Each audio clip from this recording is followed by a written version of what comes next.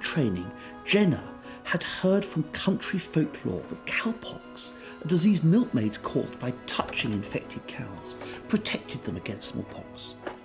So, did he rush to solve one of the great medical challenges of the age? No, he came to London. He was 22 years old, the great metropolis at his feet, and intent on learning all he could about surgery. That meant classes with the rising star of metropolitan medicine, John Hunter. So I've come to the Hunterian Museum to find out why Hunter is so crucial to our story.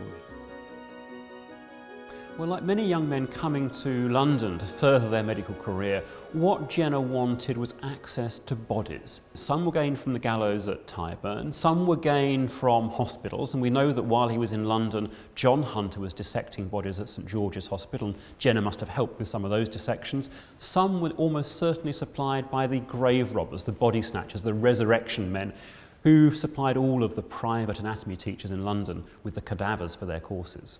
And under someone like John Hunter, he would have gained a very deep insight into a whole range of different areas, working with people like Joseph Banks, the foremost naturalist in the 18th century, whose collections brought back from Cook's first voyage were catalogued in part by Jenner while he was working with Hunter.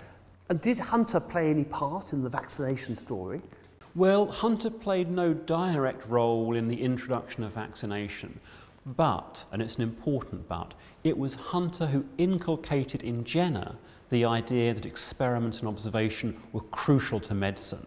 And by fostering that approach in his protégé, I think John Hunter laid the groundwork for what would become Jenner's greatest discovery.